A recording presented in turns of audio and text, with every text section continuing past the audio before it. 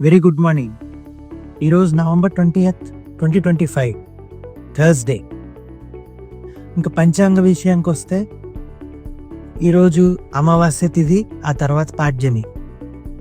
నక్షత్రం విశాఖ నక్షత్రం 10:58 వరకు ఉంది. ఆ తర్వాత అనురాధ నక్షత్రం వస్తుంది.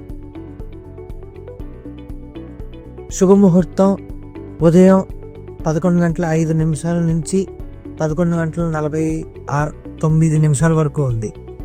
అశుభ ముహూర్తం రాహుకాలం మధ్యాహ్నం 12:49 నుండి 2:11 వరకు ఉంది. అప్పుడు ఏమీ పనులు చేయకండి. ఇంకా వార్తల విషయానికి వస్తే, భారతీయ వార్తల విషయానికి వస్తే, బీహార్ రాజకీయాలు.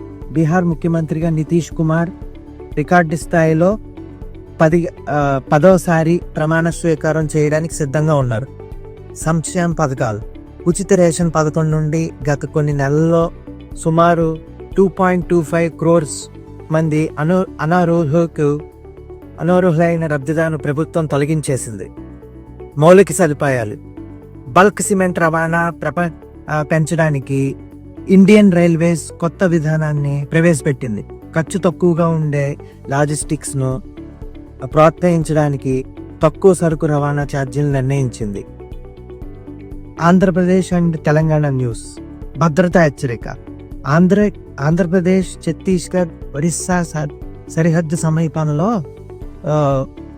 ఇటీవల మావోయిస్ట్ నాయకుడు మాధ్వి హిద్మా ఎన్కౌంటర్ మరియు మరణం తర్వాత ఆంధ్రప్రదేశ్లో భద్రతను మరింత పెంచారు. రాష్ట్రపతి పర్యటన. భారత రాష్ట్రపతి ద్రౌపది ముర్ము నవంబర్ 20 నుండి 22 వరకు 3 రోజుల పాటు ఛత్తీస్గఢ్, తెలంగాణ మరియు ఆంధ్రప్రదేశ్లో వివిధ కార్యక్రమాల్లో పాల్గొనడానికి పర్యటించనున్నారు. ఇందులో సికింద్రాబాద్లోని సాంస్కృతిక ఉత్సవం కూడా ఉంది. మావోయిస్టులు అణిచివేత. ఎన్కౌంటర్ తర్వాత చేపట్టిన పోలీస్ ఆపరేషన్లో ఏపీ జిల్లాల్లో హిద్మా నెట్వర్క్తో సంబంధం ఉన్న సుమారు 50 మంది మావోయిస్టుల ఆపరేషన్లో అరెస్ట్ చేశారు. అండ్ ఇంటర్నేషనల్ న్యూస్ సంగతికి వస్తే, అంతరిక్షం అండ్ సాంకేతికంగా FAA విధించిన కర్ఫ్యూ ఉన్నప్పటికీ ప్రత్యేక అనుమతి పొందిన తర్వాత SpaceX 29 స్టార్లింక్ ఉపగ్రహాలను విజయవంతంగా ప్రయోగించింది. భౌగోళిక రాజకీయ సంఘర్షణ. రష్యా పశ్చిమ ఉక్రెయిన్లోని ఇంధన మరియు మౌలిక సదుపాయాలను కేంద్రాలపై దాడులు చేసింది. దీంతో అనేక ప్రాంతాల్లో అంతరాయాలు ఏర్పడ్డాయి. And Asian news. జపాన్లోని నైరుతి ప్రాంతాల్లో సంబంధించిన అగ్ని ప్రమాదంలో అనేక ఇళ్లు దెబ్బతిన్నాయి మరియు ప్రజలను సురక్షిత ప్రాంతాలకు తరలించారు. అండ్ బిజినెస్ న్యూస్కి సంబంధించి కార్పొరేట్ చర్య. ఇన్ఫోసిస్ షేర్లు పెరిగాయి బాగా.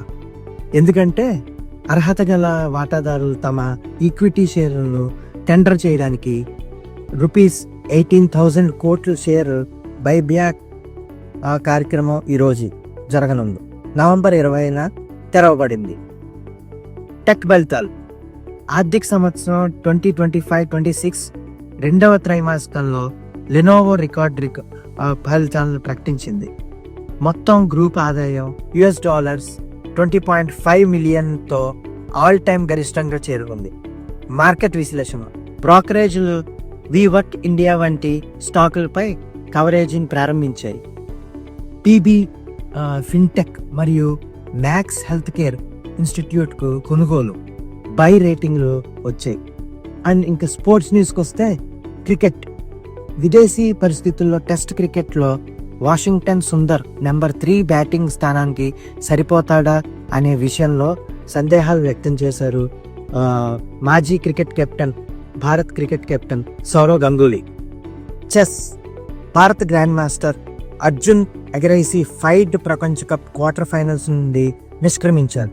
దీంతో భారతదేశం యొక్క ప్రచారం ముగిసింది. ఫుట్బాల్. కొత్త ఫీఫా ర్యాంకింగ్లో రాబోయే ప్రపంచ కప్ టోర్నమెంట్ డ్రా కోసం అగ్రశ్రేణి జట్లను నిర్ణయించాయి. ఇందులో క్రొయేషియాను వెనక్కి నెట్టి జర్మనీ అగ్రస్థానంలో నిలిచింది. ఈ వార్తల్లో మీకు మీరు సాటిస్ఫై అయ్యారని నేను అనుకుంటున్నాను. ఎవ్రీ డే షార్ప్ 7 AM మీ ముందుకు నేను ఇలాగే వార్తలతో ఎప్పుడు మీ ముందుకు వస్తాను. Please do subscribe to my channel mister Cherukuvada. Headlines today మీ ముందుకు ఎప్పుడు మార్నింగ్ 7 o'clock షార్ప్గా వస్తాను. Thanks a lot.